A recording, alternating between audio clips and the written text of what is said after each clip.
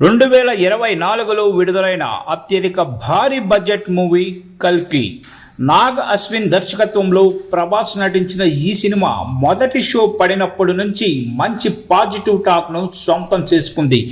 ఈ సినిమా మీద పెద్దగా నెగిటివ్ రివ్యూస్ కూడా ఏమీ లేవు. అయితే ఈ సినిమా రిలీజ్ అయిన తర్వాత చాలామంది పురాణ ఇతిహాసాల గురించి డిస్కషన్ పెట్టడం మొదలుపెట్టారు. ఇది ఒక మంచి పరిణామం అని చెప్పుకోవాలి.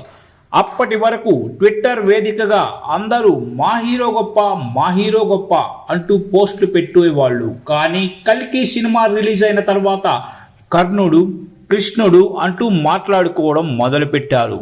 ఇకపోతే కల్కి సినిమాలో కృష్ణుడికి ఇచ్చిన ఎలివేషన్ అందరికీ తెలిసిన విషయమే. కానీ కృష్ణుడి పేసును మాత్రం ఎక్కడా చూపించలేదు. చాలామంది పార్ట్ 2లోనూ ఇంకా ముందు కృష్ణుడి పేస్ రివీల్ చేస్తారని చాలామంది ఊహించారు. కానీ దర్శకుడు నాగ్ అశ్విన్ మాత్రం కృష్ణుడి పేస్ రివీల్ చేయకుండా మాత్రమే వచ్చాలి అనుకుంటున్నానని క్లారిటీ ఇచ్చేశాడు. ఇక కల్కి సినిమాలో కృష్ణుడిగా ఎవరినైనా పెట్టాలి అనుకుంటే ఎవరిని పెడతారని ఓ ఇంటర్వ్యూలో యాంకర్ అడిగినప్పుడు ఖచ్చితంగా సూపర్ స్టార్ మహేష్ బాబుని పెడతానంటూ చెప్పుకొచ్చారు నాగ్ అశ్విన్.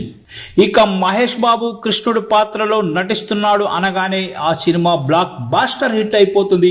అంతేకాకుండా 2000 కోట్ల రూపాయలు వసూలు చేస్తుంది అని యాంకర్ అనగానే అవును అన్నట్టు చెప్పుకొచ్చారు నాగ్ అశ్విన్. సూపర్ స్టార్ మహేష్ బాబు నటించిన కలేజా సినిమా తనకు ఎంతో ఇష్టమని చెప్పారు. మామూలు మనిషిలా ఉంటూ దేవుడిలా ఎలివేషన్ ఇవ్వడం తనకు బాగా నచ్చిందని, అటువంటి పాత్ర కంప్లీట్గా ఒకటి డిజైన్ చేస్తే అద్భుతంగా వర్కౌట్ అవుతుందని నాగ్ అశ్విన్ తెలిపారు. ఇక రీసెంట్గా జరిగిన ఈ ఇంటర్వ్యూలో కల్కి 2 సినిమా గురించి చాలా మాట్లాడారు. వాస్తవానికి కల్కి 2 సినిమా ఎప్పుడు మొదలు పెడుతున్నామో తనకే క్లారిటీ లేదంటూ కూడా తెలిపారు. అలాగే అనుదీప్ నాకెందుకు లైఫ్ ఇచ్చారని ఒక వీడియో బయటలో అడిగినప్పుడు నీకు లైఫ్ ఇవ్వకపోతే లైఫ్ ఒక జిందగీ అయిపోతుంది మామా అంటూ నవ్వుతూ సమాధానమిచ్చాడు. తను అనుదీప్ మిస్డ్ కాల్ అనే షార్ట్ ఫిల్మ్ చూసి విపరీతంగా కనెక్ట్ అయ్యానని, అది నమ్మి తనకు ఒక అవకాశం ఇచ్చానని చెబుతూ వచ్చాడు.